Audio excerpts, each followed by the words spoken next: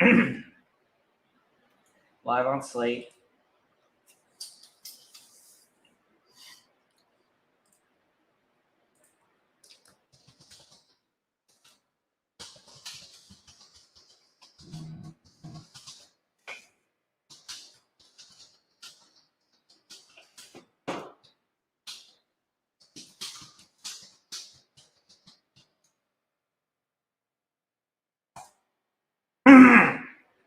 $30.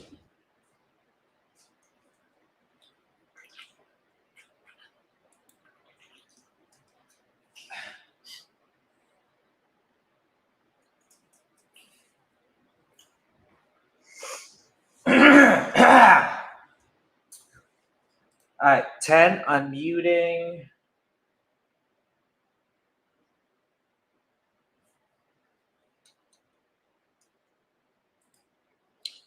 And welcome to Candidates Corner on LPTV, Libertarian Party Television, a production of the Libertarian Party and Libertarian National Committee. Whitney Billieu serving as chair. As always, John Gapso is on the big board, giving us the entertainment, the graphics, the music, and tonight, a special video release. I'm your host, Pat Ford. As always, this show serves several purposes. We want to give the Libertarian community an opportunity to meet some amazing down-ballot candidates. We want to challenge these same candidates to, deliver on the goods, talk about local issues, but through a libertarian perspective. As much as many of us enjoy and admire some of the finest economists known to man, of course, from the Austrian school, we understand that the folks out there in, cities like Dothan, Alabama, which is what we're going to be talking about today, probably may have never been a libertarian, never mind a libertarian candidate, never mind an Austrian economics. Ultimately, their concern is about very often the day-to-day issues. Finally, of equal importance, of paramount importance, we're trying to bring together the libertarian nation. This has been a challenging couple of years for us. Success and, again, some challenges. By featuring candidates from around the nation, it is our profound hope that over time, the libertarian running, tonight in Alabama, will hold the same importance in the libertarian community, say, in Idaho, as their candidate does. Realizing that success for all of us, both in a spiritual, both in an economic, both in a philosophical role, will only heighten the spread of liberty and provide a groundswell of both not only philosophical support, but votes from people who may not be familiar or may not be intimate with the libertarian movement. Joining us tonight, is Jonathan Realz. He is running for the United States Congress from the Alabama 2nd District. Jonathan, welcome to Candidates Corner. Thanks for having me. I do want to, I loved what you just said in the intro, and I do want to say that, I have talked to 5 people this month that point blank told me that they were a libertarian. Put the mic up towards you. Oh, sorry about that. Can't hear me? No, you're good. Yep. Okay, good. I talked to 5 people this month alone that told me during the conversation, before they realized that I was running as a libertarian, that they were a libertarian. They led with that. And they all expressed exactly what you just told me, that they've never had a libertarian on the ballot. And that has been the case for the past 20 years in Alabama. The Libertarian Party of Alabama, we can't even run candidates as a libertarian because the ballot access threshold is so high. So we have to run them as an independent. This past election, when Joe and Spike were on the ballot, independent. When Gary Johnson was on the ballot the last time and the time before that, independent. Alabama hasn't met a libertarian. We've got libertarians, but they haven't met any, and that's the problem. Yeah, and we suffer from that nationally, and which is why the success of local candidates has been so important and so profound the last couple of years. We've got to not only be smarter and better than the other candidacies, we also have to find a way to crack through that sort of glass ceiling that exists with sort of a national recognition, which is ironic because, again, we are at least on the ballot, if not as a libertarian, on all 50 states plus the District of Columbia. What that means is getting folks elected to local office so that you see proof of concept right in front of you. Sure. You see successes right in front of you. I mean, no one in Burnsville, Minnesota has to figure out who a libertarian is more, and that's largely the work of Kara Schultz and a handful of other people who were pioneers there years ago. There's these hot spots around the country in Pennsylvania, Wyoming now, California, New York, where libertarians have broken through, won elections, heck, just this past couple weeks ago in New Hampshire. So again, it's making that connection with the community, Sure. but also engaging in that sort of proof of concept, which again, why it's so important for libertarians around the country to celebrate and, quite frankly, to invest in the successes of libertarian candidates in wildly different parts of the country. Again, we need people from Idaho, and I'm not picking on Idaho, or California, or any of the northwestern states, for example, to understand that Alabama is critical. See, Alabama is a very interesting state, and I think it's a little bit of a sleeper when it comes to the Libertarian message and the Libertarian Party. This past election, if you go back and look at the data, the actual election day data that came in, Alabama per capita had some of the highest vote totals in demographics that are not traditionally thought of to be libertarian voters. And I think that shows the massive opportunity that we have here in this state. We did a little bit better than the national average, and that was with practically no money being spent to promote the libertarian message during the past cycle. And that's just because I feel like Alabama's thought of as this entrenched red state with a few pockets of blue. But that's really not the case. It's really people. They like their guns, They're not as intolerant as people make them out to be. Right. But they like their guns, and they don't like taxes. The perception is that, well, we're not going to go vote Democrat, but we don't really like our leadership in the Republican Party either. I get told all the time, I haven't found a single Republican who likes our representative. Not one. Not a single one.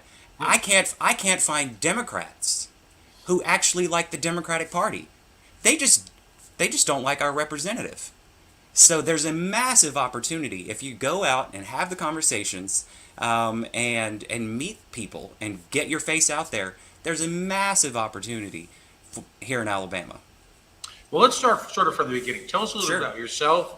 What was your libertarian moment, as we like to say? How you got involved with the party, and a little bit about what you do during those few hours we regard to as your normal life. Normal life is not a thing for me. All right, so there's a lot of points there. So I've never been a duopoly voter. Whenever I was a kid, I was fortunate enough to grow up next door to my grandparents, and my grandparents did not care for politics and politicians, and that made them have a massive distrust of the people that want to be the rulers in their lives. It didn't mean they didn't vote, but they looked at all the options. So I was very fortunate enough to find out about third-party candidates whenever I was 8. So I never fell into the trap of the Republicrats, but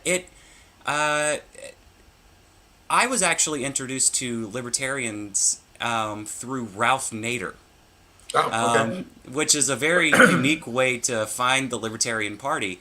But he was doing an interview, I want to say in about 2008, where he was sitting down with Ron Paul, and they were discussing how, independents, constitutional, Constitution Party, Libertarians, Green Party, a lot of us, we agree on a lot of the same core issues. Mm-hmm. We want to end the wars. We want to end the war on drugs. We want to stop the corporate handouts. There's a lot of overlap, and if we just kind of all work together, we could probably make a dent in those things if we weren't fighting amongst ourselves. The major parties like for the third parties to really be at each other's throats. So that's what got me kind of looking at the Libertarian Party, was because I watched that interview, and I was already aware of Ralph Nader, and what made me have an interest in him whenever I was a high school kid was the ending the war. I had a cousin who was over fighting in a civil war in Africa, which in the middle of the Iraq War, and I found that to be like egregious. I was like, I thought we were going after Saddam Hussein. What's going on? Like, that's where the danger is. Why are we in a civil war in Africa? And it didn't make a lot of sense to me. And the more I kind of researched the way that the military-industrial complex works and how we're the policemen of the world all over the place, that made me very passionate about that issue. And also the corporate handouts, ending the Fed. Those were all things that that really drew me to get involved in politics and to really start speaking out. And then I found the Libertarian Party, and I was like, oh, well, that's in the platform. So I've been a Libertarian for a long time. I've run for office once before. I ran in 2012 for State House. Sadly, I suspended and ended my campaign kind of close to the finish line. Both of my parents passed away during the campaign. Oh my God, sorry. Yeah, so That's rough. that was a rough thing to deal with, and I felt like it was probably best for me to just take some time. But that's whenever I met John Mons. He was a big advisor for my campaign back then, and man, that is. If you want to talk to somebody about the issues, that's just a brilliant mind. John Mons is one of those people. So he was someone that kind of shaped my perception on how to get out and campaign and talk to people and spread the message. Well, you're absolutely right on target on literally everything you've said. Number one, coalitions are critical, particularly on an issue-by-issue basis for libertarians, for two reasons. Number one, there aren't simply enough libertarians to vote in any given election for us to rely on. It's a numerical impossibility. That's the first point. The second point is that when we work and become involved with a coalition, typically we're one of the smaller players. So while they may have, the idea of, we'll see their stuff and somehow convert, not going to happen. We're a far smaller opportunity than they are for us. So simply put, if you're in a coalition of folks who, for example, are anti-war or in support of criminal justice reform or legalization or any one or half dozen hot button issues, you're going to have the opportunity to display what libertarianism is really about to a far larger audience. And very often, many of them will have confused us with those loathsome liberty Republican types who are hopelessly, let's be honest, it's a lot cooler to be a libertarian than a Republican, right? But amongst friends, yeah, we can all say that. Exponentially cooler.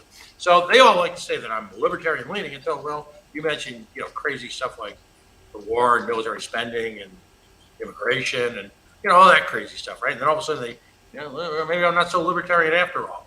So you're absolutely on target. You know what? Again, and you're spot on when you talk about divisiveness. The duopoly works overtime to divide us. Let's get together, stay true to our libertarian philosophy, but at the same time, on a practical level, let's focus on some of those issues.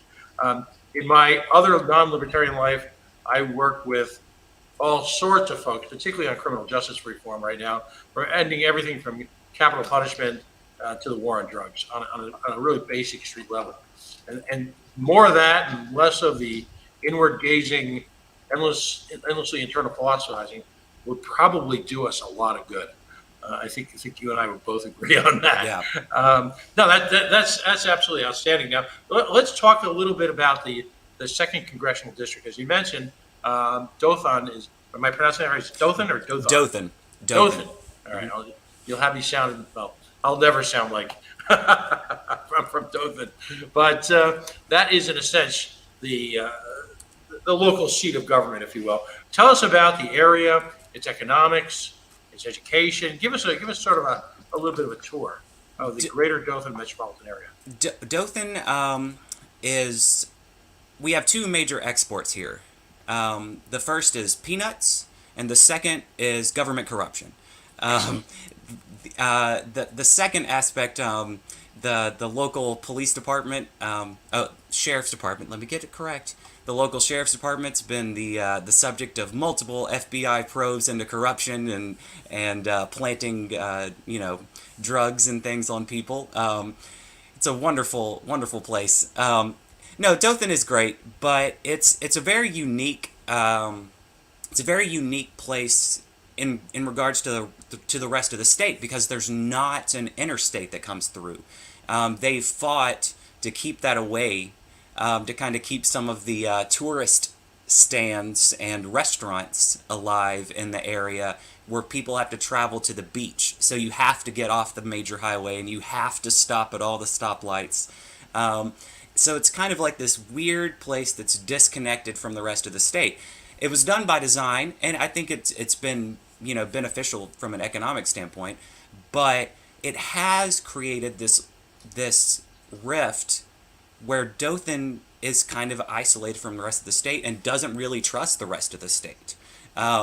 Dothan's got a lot of small towns, some of them, little bit larger cities of maybe like 20, 30,000 people outside of Dothan in little small pockets, but it's all kind of this, I call it the greater Dothan metropolitan area. It's a very large sea of people that's separated from the rest of the state by a desert of farms. So it's kind of rural, kind of not. But it's a really interesting place to live. People feel, the rest of the state, anybody that's from the Libertarian Party of Alabama that has never been here, every time I bring it up, they're like, why? It's like, it's nothing there. And I'm like, actually, there's a lot here. It's the 5th largest city in the state. There's a lot here. They just kind of get thrown off by the woods and the farms that you have to go through to get to it. But yeah, so it's a lot of the economics comes from farming on the outskirts of town. They call it the peanut capital of the world for a reason. We have the National Peanut Festival, so people travel in from all over the country for that. It's a massive, massive event every year.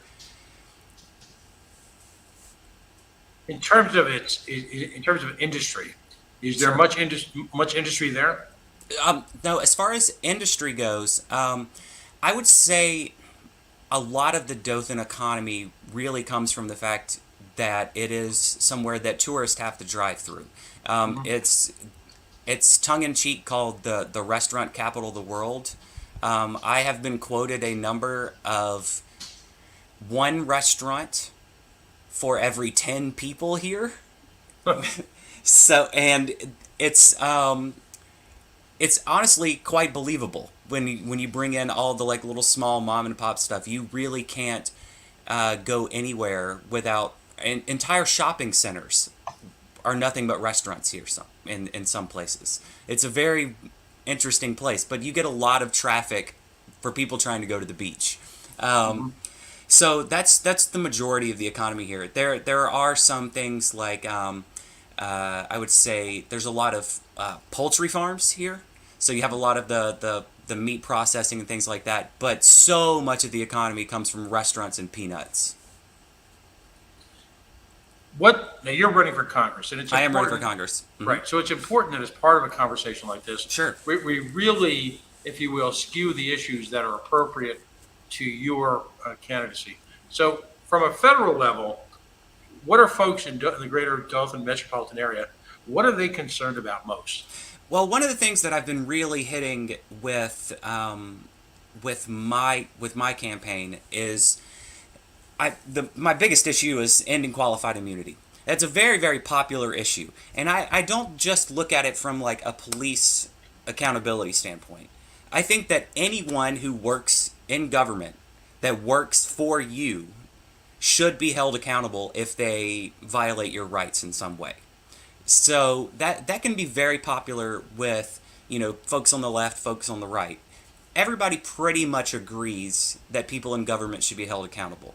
And another one of the other things that I talk about a lot is ending the war on drugs, and specifically, one of the first steps that we have to take is we have to legalize marijuana and cannabis.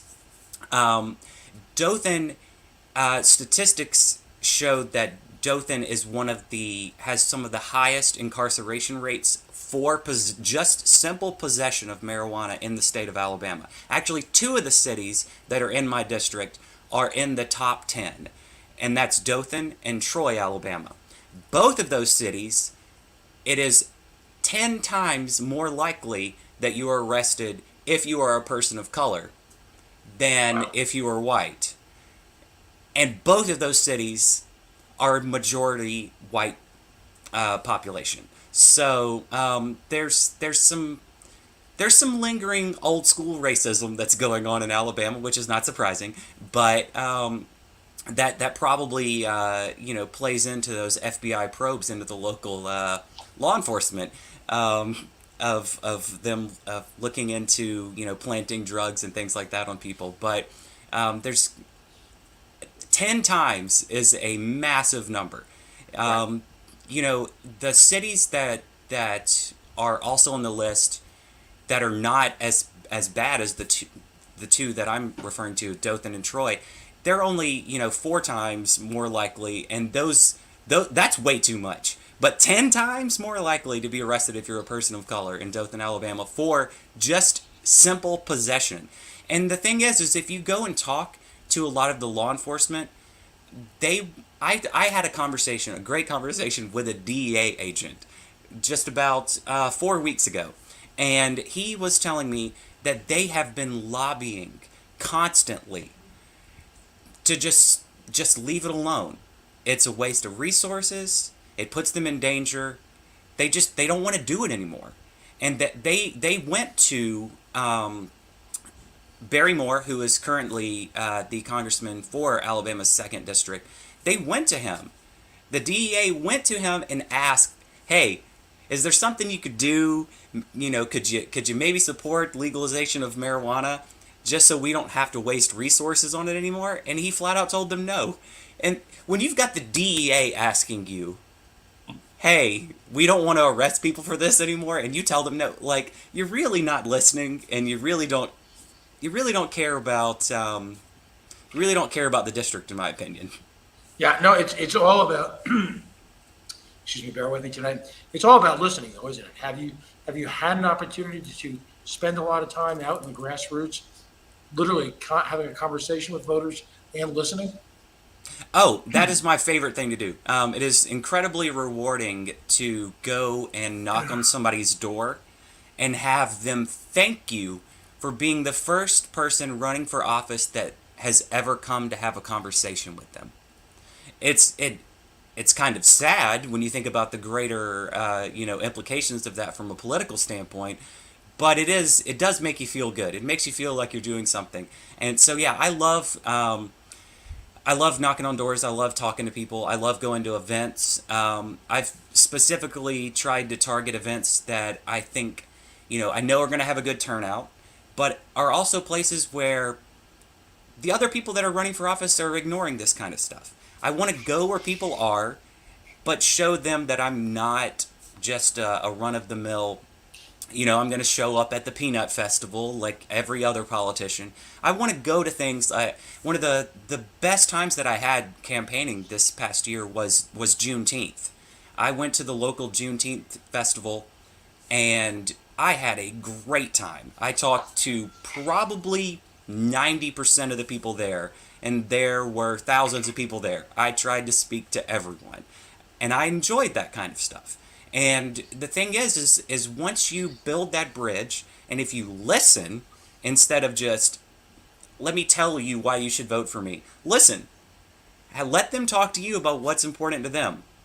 You've probably, if you can apply the libertarian message to pretty much anything, even if you're not super familiar with exactly the issue. If you're listening, the libertarian message can be applied somewhere, and you can figure out how to turn it into something that can create some sort of like personal bond with the person.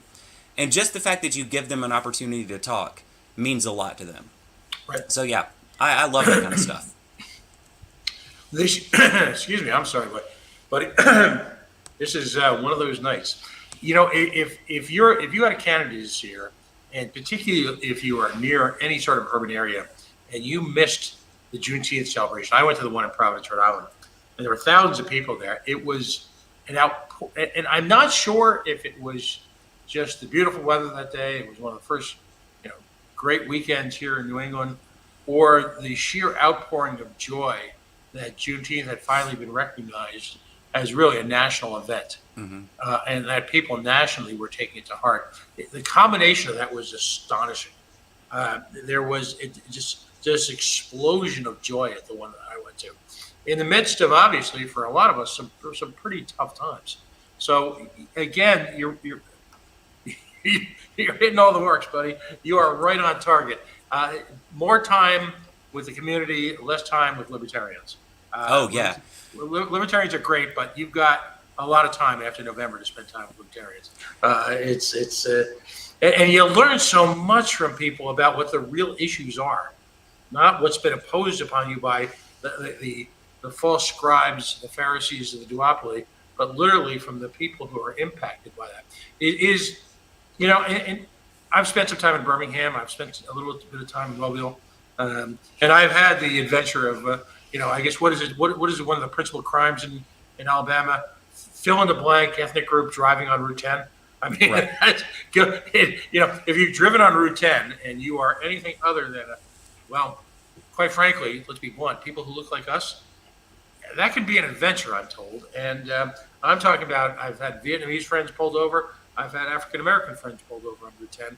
It is the single greatest speed trap in America, particularly on that little lovely stretch between the Florida border and the Louisiana border.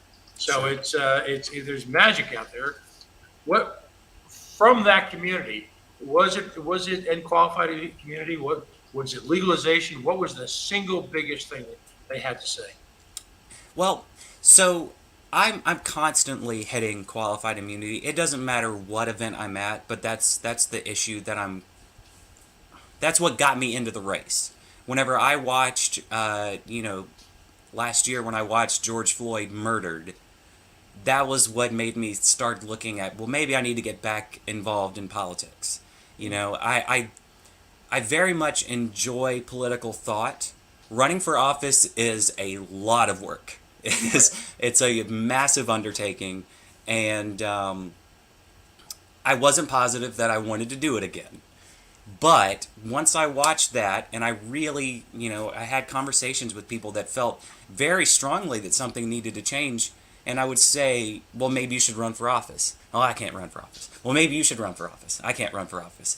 And eventually, whenever I ran out of people to tell you should run for office, I realized that I had to run for office. So, so that's an issue that I'm constantly pushing, and that connects with people.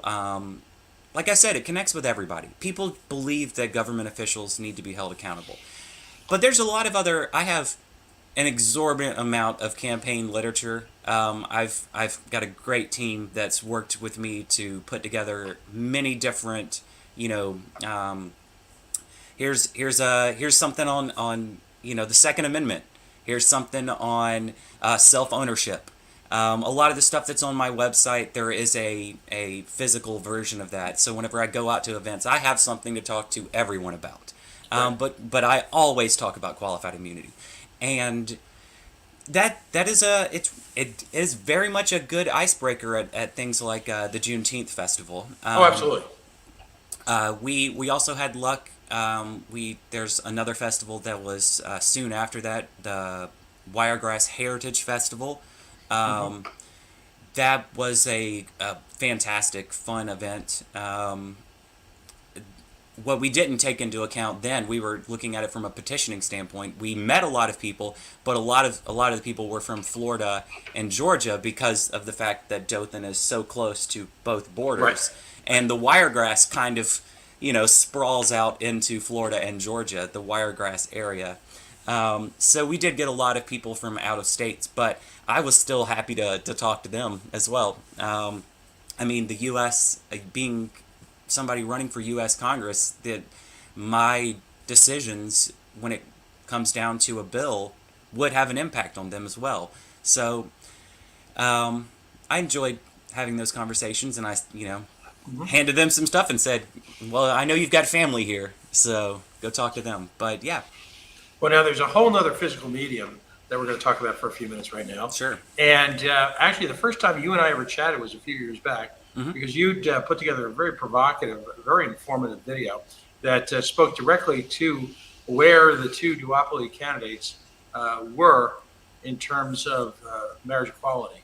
And through some highly skillful editing, you pointed out, without ever having to mention the word fraud, what's that new internet thing? How to know that you're a fraud without ever saying you're a fraud? You listened to your video and it was, holy cow. And you and I chatted a little bit after that. Sadly, we lost touch. And then we reconnected over the last couple of weeks. We're going to bring up a video in a second, but if you could give us a little a backstory to how this conversation came to be. So through the Heritage Festival, like I said, I've got some great people that work on the campaign, an entire team, and one of them was very adamant about trying to, the people that put on the Heritage Festival. She kept in contact with them and kept pushing, like, well, this is what Jonathan's, supporting. If you have any other events, this is what he stands for. And through pushing and really just being in your face and getting the message out constantly, the people that put on the event came around and were like, wait, so this is what libertarians believe. Yeah, this is the libertarian message. Well, maybe we need to help get this message out more.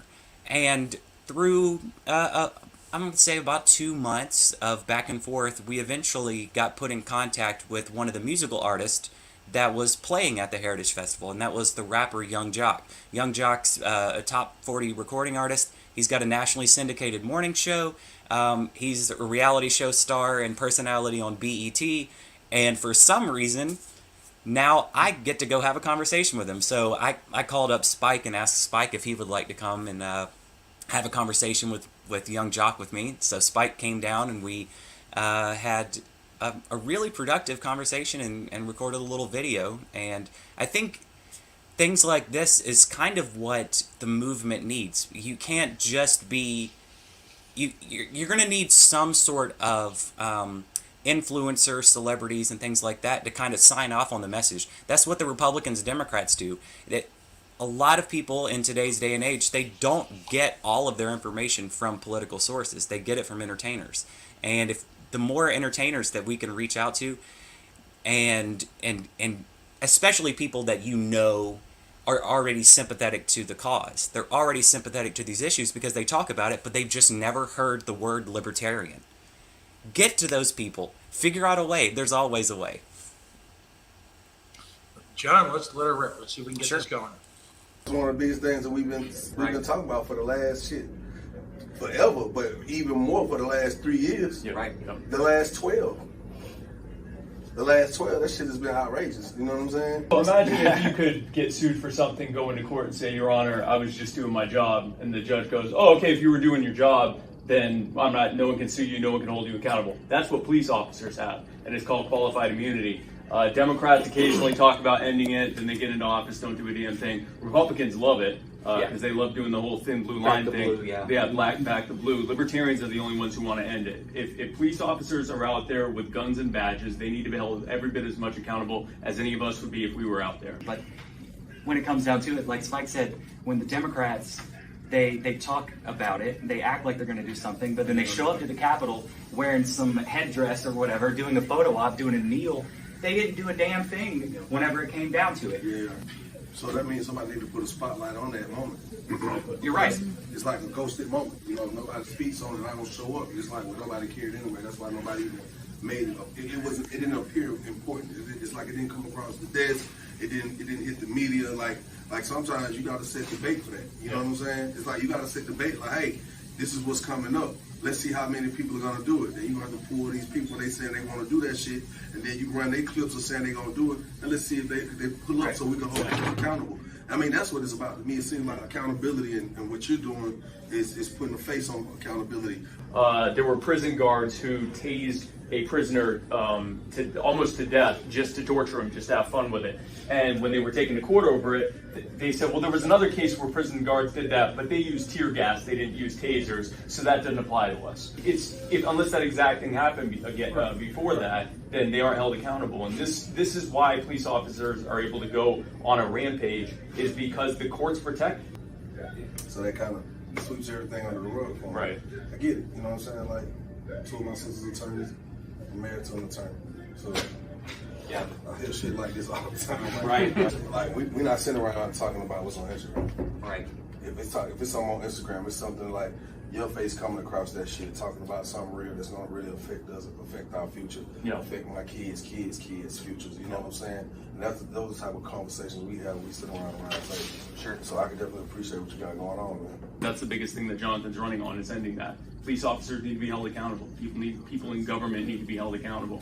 Out of everybody in Congress, less than 50 people actually showed up to sign up to actually sponsor and vote on the bill that would actually address the issues. And those are elected members of Congress. Well, nobody talk. Well, it's almost like, who cares? Nobody talking about it. It must not be that important. Wow, that's great stuff. It's I think what appeals to me most about that, not only is just the content of the conversation, but the familial feel, the ordinariness of the tone of voice and the interaction, which speaks to the fact that the people involved in that conversation were friends. And we have enough preaching, we have enough virtue signaling. We have a lot of virtue signaling around here, but we've got all that. That's nonsense. It's garbage. It just needs to be thrown out. We need to be on a conversational basis with people from all political groups, particularly the grassroots folks, the grassroots activists who are actually on the streets advocating for this. Now it's interesting because in Rhode Island, where I am, they have something called LEOBOR, which is the Law Enforcement Officers Bill of Rights. And wow, we have one of the strongest leaderboards in the nation, and we're fighting tooth and nail to get it repealed. But essentially what that does is give them all sorts of, you talk about qualified immunity. You can't even look cross-eyed at officers, even though they might be accused of the most heinous crimes. We have an officer right now from Pawtucket, Rhode Island, who tried to cap a young man in a road rage incident in a small, if you will, farm town about 30 miles south of Pawtucket, and he was allowed to, he shot the kid, missed his neck by about 6 inches. The fact the kid survives is astonishing. And, he didn't have to report. He didn't get arraigned right away. He didn't have to surrender his gun right away. He didn't have to do anything. He went on vacation for a week, then came back and and I was at the arraignment, had a lovely little arraignment. No cuffs. Everybody was on a first name basis. That crap's got to stop. And it's no one's going to stop it but us. Right. So God bless you for that. Because you know what? It's not about the virtue signaling that's so prevalent in parts of our party and parts of all parties. It's what you do on the streets, when you take it to the streets and you engage in actions and you take it personally. And that's what voters are going to recognize, not the shills out there waiting for the red. We call them live shots where I come from. The minute that red light on that camera goes on, whew, they're full of truth and racefulness, aren't they? Sure. That kind of stuff is a massive problem. There's a lot of people. I had a conversation with someone just recently about how I firmly believe that the majority of people that get online and start talking about whatever is the hot button political issue, I firmly believe that the majority of those people do not care about any of that stuff at all. And it's very obvious if you listen to what they're saying. They're just regurgitating talking points, and you can tell that they really don't know what they're talking about. That kind of stuff is a massive problem. But with that being said, it's part of the culture. So we do have to look at what is going on and say, all right, how do we outshine that? How can we be better than that? because obviously those people do have influence on people that really don't follow the issues. You know, they're just scrolling through TikTok and they're finding this person and they say, oh, well, this person really seems to know what they're talking about. We know that person's full of crap, but they don't know that. We have to be better about getting our message out. And we have to be better about the choice of how we get the message out. There's a lot of there, even within the libertarians, circles, there's a lot of people that are not necessarily great at articulating our ideas. I'm not saying that I'm great at them. I think everyone should be very judicious about what they're saying to people that are not necessarily on team libertarian yet. We need to grow and we need to reach new people. We don't need to push people away. Right. Well, you're certainly not doing that. Talk to me about some of the other issues that you're facing right now in terms of the electorate. Clearly, the response to COVID is on everyone's mind. An announcement just came across the wire about a new variant from the. I get a news feed from the World Health Organization and the FDA here, and it's B.1.1.529 as a variant of concern and has named it Omicron. Wondering when we're going to get corporate sponsorship for these variants. Is that a little too snarky for happy libertarian TV? Yikes! There's an opportunity there. I'm not sure if I want to suggest it to the federales. How are folks reacting to that? What was the state of Alabama's reaction? And, do you have this growing mistrust of the government as has been so evidenced in other parts of the nation? Oh, we absolutely have I don't think I can name one person who trusts the government right now. I mean, even people that typically are on the Democratic Party toe the line kind of thing. People that I know that are like that are from down here, even they don't trust the government. They especially don't trust Sleepy Joe. But the thing is like Alabama, we were like every other state hit very hard with the lockdowns. It had a massive cost economically. But Alabama decided to really take things up a notch with the corruption. They decided to spend their $400 million COVID relief fund on building more prisons. Sounds reasonable.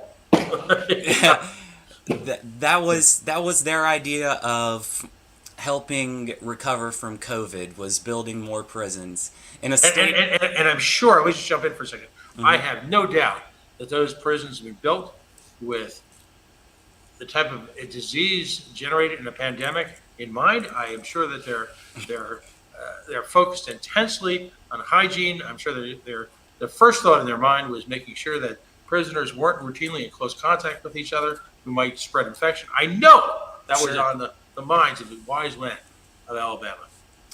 Absolutely. I'm sure it was. $400 million spent on prisons in a state where we already waste $20 million alone on just prosecuting and incarcerating people for, you guessed it, marijuana.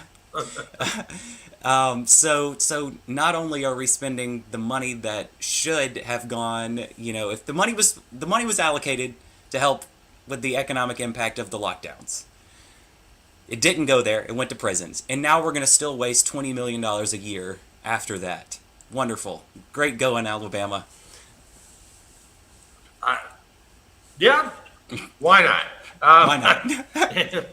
seems wise to me. So you've got an economy in your area which is largely dependent on tourism and agriculture. Where is this left? The average. Is it a Dothenian? Is that the appropriate term for a resident of the great city of Dothan? A Dothanite. A Dothanite. Where is that? How far has their pillage, their future, their livelihoods? Where has this left them? So, we did not stay locked down as long as some of the other states. People got fed up with it very quickly here. I've never seen something like that happen that fast. But I mean, yeah, there's been a lot of businesses that straight up just went under. Even 2 months with no income is going to have a massive impact on your bottom line. And especially with all of the, after the fact, the inflation from the wonderful, nice national predators in the banking system, with all the inflation there, we haven't stopped bleeding. Like, the cost of goods are going up, food cost through the roof, and like I said, with so much of the economy being restaurants, there are tons and tons of restaurants that went under whenever the lockdowns happened. Especially, the ones that were not ready to switch to some sort of, online order system, pickup and stuff like that. I mean, people did make the switch eventually, and honestly, at this point, everything's pretty much gone back to normal. But it did have a massive economic impact. It'd be foolish to think otherwise. I mean, even with us being locked down, like I said, for about 2 months, a little over 2 months, we weren't California, but it still sucked. Well, nope, I hear you. Now, talk to me about the impact of the media and what you've been able to accomplish in terms of campaigning through the media in the second district. Have they been open to conversation? Are there going to be debates? Nothing has come up about debates yet, but yeah, the media has actually been open to conversation. The media was out at an event that we had about 4 months ago. The media was out, the local news, we had some local radio, we had some really great media coverage about a rally that we were throwing. The Libertarian Party of Alabama just got through suing the state of Alabama for the voter registration list. We still have to turn in an exorbitant amount of signatures to get on the ballot, but we cannot have a list of who the registered voters are, even though they give it for free to the Republicans and Democrats, and they give it to them, Republicans and Democrats, for free. They give it to a few charity organizations for free, and they also give it to all of the surrounding states for free on a monthly basis. But for some reason, it was it was too large of a demand for us to get one copy of it. So we decided to take them to court, and at that point, their argument changed to, well, the Libertarian Party is not actually a real political party. So sadly, that decision was it came through about 3 days ago, and we lost. So no, we have to pay for a voter registration list. So we can do it per district. So my campaign still needs to raise about $2,000 to get a list. Yeah, but the media did come out and cover that, which was pretty cool. I think that really speaks to the massive distrust of government officials in the state of Alabama, and we had a massive turnout for it. Just 2 weeks earlier, the Democrats, one block over, had a rally, and they had 6 people show up, and then we had less than a month later, we had a massive event with libertarians from all over the country show up. There's a massive opportunity here for the LP. Well, it's clear that you're spearheading it. So, again, my hat's off to you. And just from one man's suggestion to another, might be fun to challenge them to the debate. First off, now right after the holidays, have that little conversation. We'll have a conversation, and then put out a press release that you've challenged your opponents to a debate, and that you look forward to having a series of debates, because it's clear, A, you're comfortable in front of the camera, B, you've got good command of significant issues, and that you can hold your own. So I hope you take the offense on that, if you will. I know it's football country there. What is the Iron Bowl? Are you a fan of the Iron Bowl, or is that just another day for you? I'm supposed to say yes because I'm running for office in Alabama.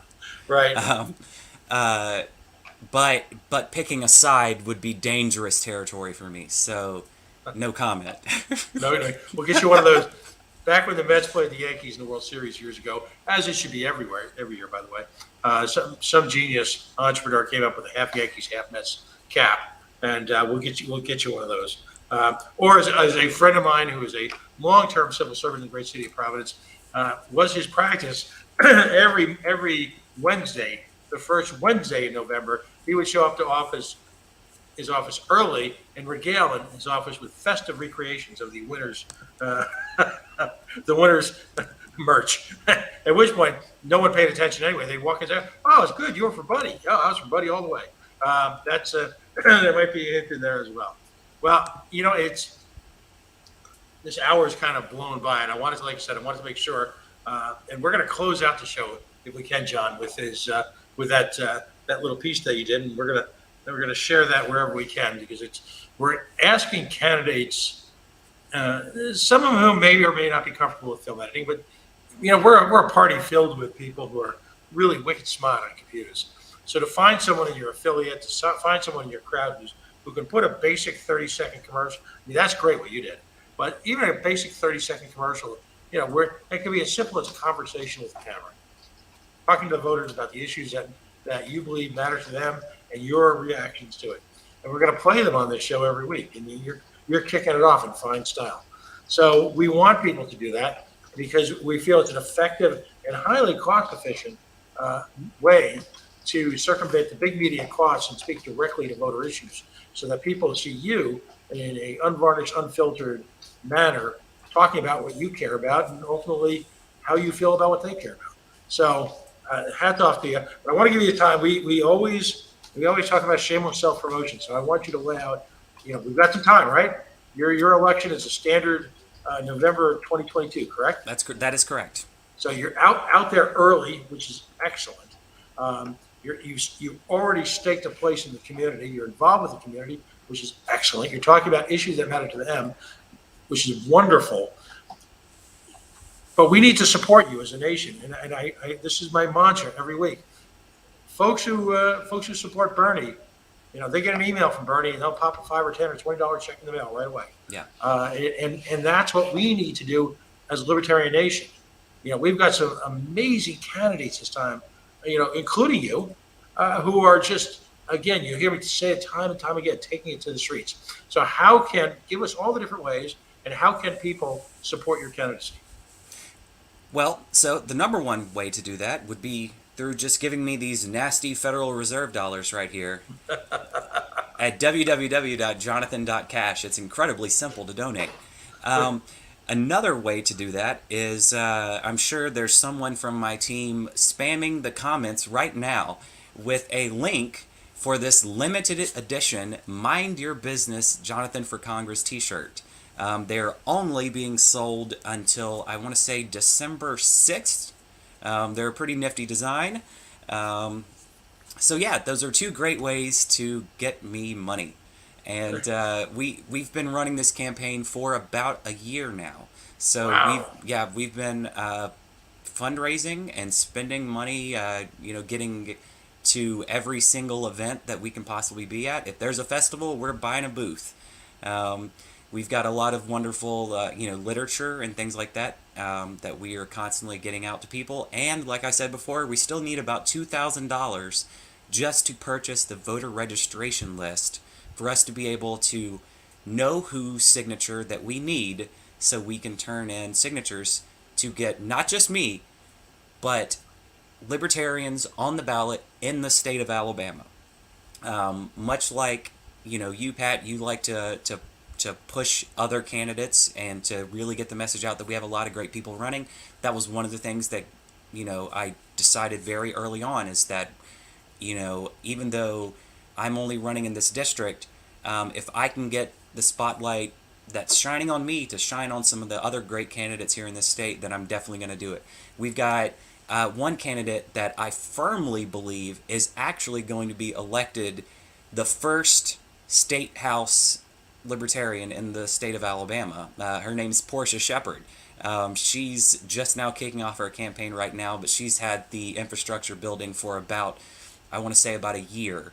Her district, they redrew it because the person she was running against was on the redistricting committee and was so worried that Portia was going to be able to beat him. So that just happened. But so she's running, dealing with some of the same issues that I'm dealing with, is like the voter registration list. She actually had already purchased hers, but then now she's in a different district. So that's wonderful. But there's a lot of great candidates here in Alabama, and there's a massive opportunity here in Alabama just because, like I said before, the message resonates here. We have proof that the message resonates here when you look at the numbers and the demographics and who voted in the last presidential election. And that was with nothing being spent here. No resources. I think maybe 2 events in the state, pushing, Joe and Spike. And we outperformed a lot of states where money was spent. So that's proof that the libertarian message works here in Alabama. So, yeah, by all means, guys, Jonathan.cash, give me nasty Federal Reserve money while it's still got value. Oh, yeah. I was going to say, quickly, please. Shipping will soon become far more expensive if we have to start loading you these dollars by the pallet. Which, by some estimates, it may not be that far behind us. By the way, just so you know, Jonathan, when you're sworn in and you meet my congressman, a guy named David Cicilline, he promised, I was 6 feet away from him on camera, that in fact, the Build Back Better bill would actually lower inflation. And I said, wow, how is that going to work? Well, they have 17 Nobel Prize winning economists that say that it will, because they're going to raise the taxes on corporations. All right. And that's what's going to pay for all this. And when I muttered something about, well, off the record later on, I muttered, because, I'd love to challenge him to an hour-long economics debate. He said, well, I said, don't corporations just raise their prices when they're taxed more? Don't consumers actually pay taxes? I was dismissed swiftly. As they say. Oh, my. Well, Jonathan, I hope you'll stay in touch with us. Send us stuff if you're doing special money bombs. You know what a suggestion? You know what I would love to buy from your campaign, and I will buy it if you do it. A T-shirt that says, "I just bought the voting roll." I just spent $50 on this T-shirt, and all I got was a crappy voters list from Dothan, Alabama. Okay. I said this before we started. I am as shameless as it gets when it comes to fundraising for a campaign. So if you guys want to buy a T-shirt that says something about this helped pay for the voter roll, leave a comment in this video, and if I get 15 people that say they will purchase one, we will make them. There you go. John, listen. First of all, as always, and I hope you know this from our little team here in the hills above Providence, Rhode Island, that this is heartfelt. Not only congratulations on your run, but thank you for running, because I will tell you that only after perhaps acting in defense of our great nation, running for any type of elective office, never mind the United States Congress, is a patriotic act. And because ultimately, the amount of time that you're willing to sacrifice, the time away from family, the sheer work level, the stress levels, I don't doubt by just watching you talk about the campaign that when you're on and when you're with a group of people and you're at an event, you're having, as the kids say, a hell of a good time. But we all know that there's a lot of sacrifice financially, work-wise, and everything that goes along with doing this. So to you and all the candidates out there, there is no better way to spread the libertarian message than through a hard-fought campaign. They'll ignore us whenever they can, but they certainly can't ignore us if we're hard on the campaign trail, talking to voters, making a case for our philosophy, our statement of principles, our movement, and ultimately reaching out to Americans and making them understand that we support everyone. I've seen it on your work. You as well as I, as our team here, we support the ultimate minority. Of course, that's the individual, and we respect the individual's rights, and we're willing to fight for them. People sensing that now across the nation. and you're the bleeding edge of that, in a part of the country that, as you pointed out so aptly, has great opportunity. But there's a group of you hardworking candidates out there, going out and in some cases doing it for the first time in some of these communities. So my hat's off to you. Just stay in touch and keep us apprised of what you're doing. Certainly from this seat, anything we can do.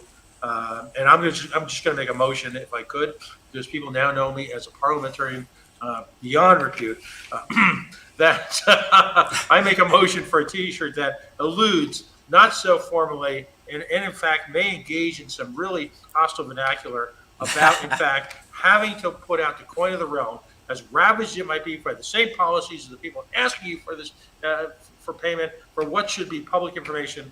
Yes, I will buy a T-shirt like that, and I will wear it proudly on the streets of Providence. All right, buddy? All right. Thank you so much for having me, and I appreciate everything you do. This has been fun. No, absolutely. And listen, all I ask is that people take it personally, and there is no doubt in my mind that you take it very personally.